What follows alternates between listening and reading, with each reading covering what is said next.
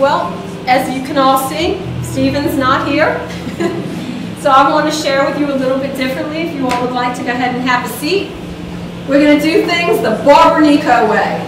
And I promise it's not like anything you've probably ever seen before, but you will remember tonight, and you will remember some of the things that you hear, and some of the things that you taste, because as you can see, this is a tasting service. If I'm known for anything, I'm known for food. It's like, you know, synonymous with my name. Barbara ooh food. It's the first thing people think of. So I like to use that gift for everything that I do. I was telling Johanna earlier in the kitchen today, I have 2 missionaries that are on the field serving the Lord full-time because of my brownies. You would want to say it was because of the power of God that changed their life, but they didn't experience the power of God to change their life until I bribed them with brownies. Really. It's no joke. They were just kids in the neighborhood at the time. At the time, Nicaud was just a teenager, and she'll tell you this story. She's not embarrassed by this. But we lived in a row of houses, and in front of our row of houses was another row. And between the two, there was a little piece of land, and on that piece of land were some mango trees. Technically, those mango trees belonged to us. They were in front of our house. But Nicaud had lived there all her life, and so she always climbed through the back of her house and climbed the mango tree and stole the mangoes. I mean, she just felt like it comes out of the earth. I'm not stealing. I'm just taking what's natural. We would chase off all the kids all the time from, you know, doing all manner of things that kids do in front of your house, you know, tear up your garbage or toilet paper your door or knock and run away.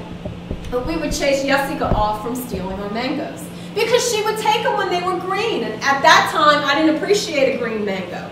I liked a nice ripe mango. Now, I like them green. But at that time, I only ate them ripe.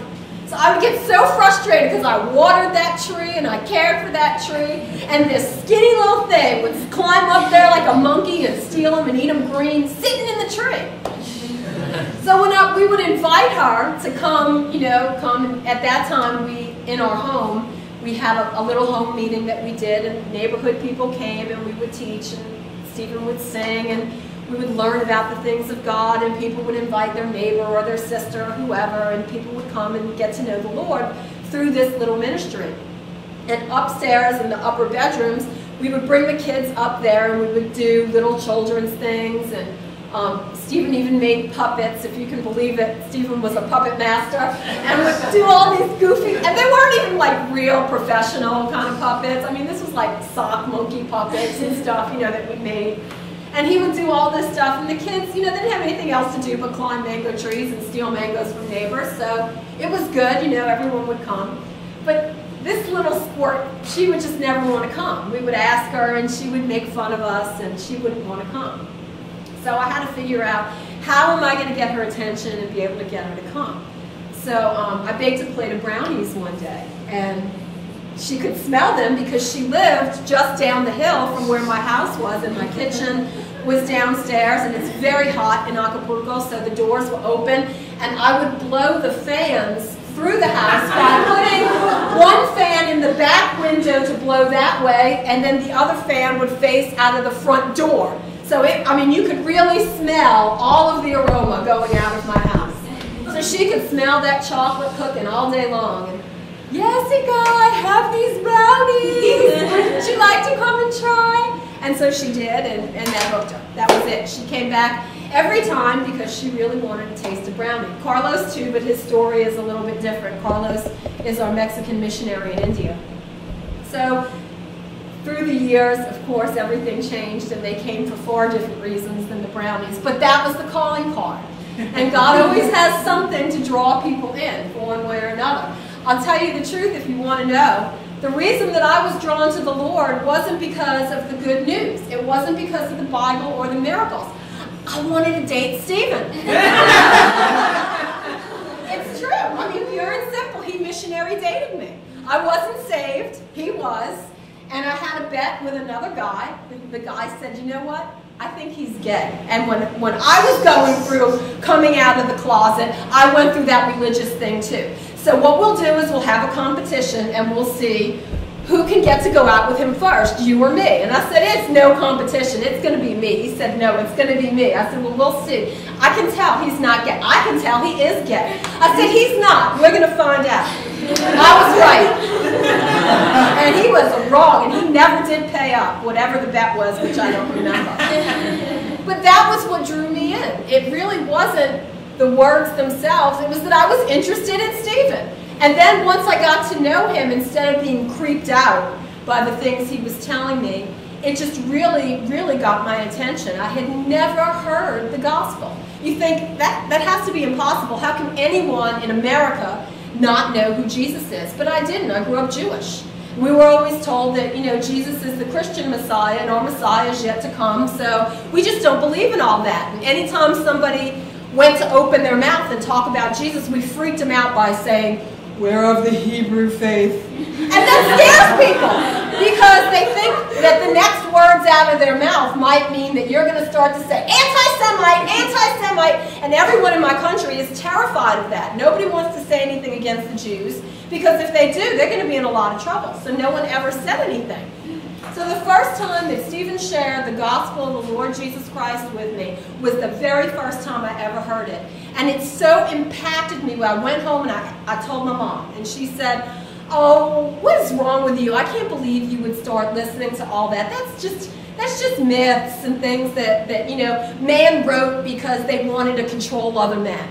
And I said, I don't know. I don't think so because I feel something. I mean, something inside of me just feels something. And she said, no, you're crazy. And I said, well, do we have a Bible? And she said, well, yeah, I think we do somewhere, but I don't know. So I went out and I bought myself a Bible. And it was crazy because I had never really seen Bibles before. I thought you just read from the beginning, you know, like any other book. So like I went to the bookstore, like a regular bookstore in the mall. I go in and I go, you know, where's the Bibles? And so they take me over to the Bible section. And I wanted to, you know, buy one, but like some of them were like really expensive. And what do I know? I can't tell one from the other. So I bought a wedding Bible because it was the cheapest Bible that they had. And they said, you want your name on it? And I thought, what? That's so weird. Why would I want my name on it? No, you know. And I took it home and I went home and I started reading from Genesis. And I thought, I don't get this. I'm going to ask him a few questions. So anyway, that was what drew me in the first place. Was because I was really just interested in Stephen as a person, and then later on everything changed as he began to share more and more, and as I began up to be a lot more hungry because my spirit just was screaming to know more. So that was a long time ago, 1985, and I really don't know when we became so different and Stephen became so ordered and I got to be so sloppy. But I am not a preparer. I know all of you that are in Stephen's Bible School, you get this idea of how to do your messages and how to have everything perfect and lined up. And I mean, you could put a ruler on his you know, messages. He does things perfectly. I don't do that. That's just not my way. I just like to talk and I like to share stories of things that mean something to me. And so that's all we're going to do tonight. But I'm going to cap it off with something to eat. So I'm just going to talk while I do this because that's also my way. People often ask me about food in the Bible because, you know, there's a lot of different rules and things that sound unusual to folks. And so they'll ask me about, one of the big common questions is about, in the New Testament, how, you know, there's a reference to the birds of the air nesting in the mustard and it being great. And people said, but how does that work? Because a mustard is a plant and it's not a tree. So it sounds rather confusing to people that birds of the air would nest in something that they have the idea of as a tree, but it's not. It's a grass. Mustard is a kind of grass. And it is true that there are birds who actually nest within mustard crops. Mustard crops are a low-growing plant, and they grow very wide. When you grow a mustard crop, you have to grow a lot of it. You don't just grow a few little mustard plants. You grow a lot of it, and it's very wide. So usually for about as far as you can see, there'll be mustard crops, and there are birds, low birds, who nest within those crops. So it's not the concept that people have of a tree, but it's this way. It goes across this way. So the other big question I'm often asked is about salt, because I'm really weird about salt. I really have a passion for salt. And that sounds so nuts to people who are only accustomed to table salt. But there are many different kinds of salt that have very distinct different flavors. And so you'll see salt mentioned just a ton in the Bible. I think salt is mentioned, I want to say, like 40 times or something like that. Let me see where it is. I don't have notes, but you know, I kind of have this written down somewhere. Okay, yes, salt is mentioned 37 times in the Bible. In the Old Testament, we see that there's no sacrifice that's complete without salt. When the priests were to make the sacrifice, when they mingled the grain sacrifice and the animal sacrifice, salt was always a part of that because salt has a representation of being a purifier. Salt is an antiseptic. You hear the term about salt being rubbed in a wound, but that is how salt used to be used many years ago, and in some places of the world still is. If somebody has a cut that needs to be cleansed, they would clean it with salt. And it works, but it really, really, really hurts. But it does work. It is an antiseptic. Salt can also be used as a kind of a weapon of spite. There's a few different passages in the Bible that talks about that the enemy salted the land. And if you've seen Google images, map images of the tsunami, you see where the salt water came in, where crops used to grow, well, they won't grow again for a long time because the earth has been salted. Because salt has a way of cleaning things so well that it kills it all. So nothing can survive through it. It'll just wipe everything out. So that's part of the thing about salt. That's kind of a cool thing. And no, it doesn't actually lose its potentness when the Bible talks about salt losing its savor and being cast out under the feet of men. What it's talking about is the method of the process that was used. A long time ago, when they would process the salt, they got it out of the earth, and they would dig these big channels, and then they would flood the channels, and then after the water would evaporate, they would gather the salt that was left behind. But in the midst of the salt itself, you know, the salt looking like this, there would be rocks and little pebbles and little, you know, just like little things that were inside of it. So maybe for the richer families, they could afford to be able to go through to remove that impurity. But for the average Joe, what they did is you would buy your salt, you would take a cloth, you would put the salt inside of the cloth, and you would season your food by dipping the cloth into the pots of food. Now salt, being self-purifying like soap, doesn't get dirty going from pot to pot because it's salt. So it wasn't like a dirty thing. It was just the method that it was used. So at the end of the salt being gone, the bag would still have weight to it. So you might go to pick up your bag to salt your pots of food, and it still had weight because it was inside of cloth. And you couldn't really tell by the weight that there was nothing in it, but it didn't salt your food anymore. It didn't give any flavor. So that's why it was worth nothing but to be tossed out under the foot of men. So you just open your kitchen window and fling that out because it has no more value anymore. So that's what that scripture is referring to. It's not referring to it actually losing its tastiness, because there are some salts that you can buy now that they'll advertise this salt's 1,000,000 years old. All salt is, because it's coming out of the earth. So anyway, that's the deal with that.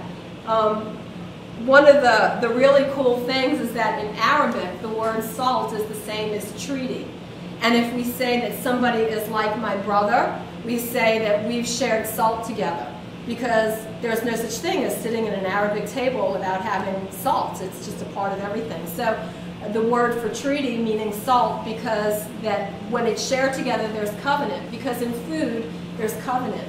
We don't really like to sit down and eat with strangers. Have you ever been like in a food court when a stranger comes and says, "Is it okay?" And you're polite and you say, "Oh yeah, sure." But right away you start to like gather your things together, because you don't necessarily want to eat with somebody you don't know. It's just too weird.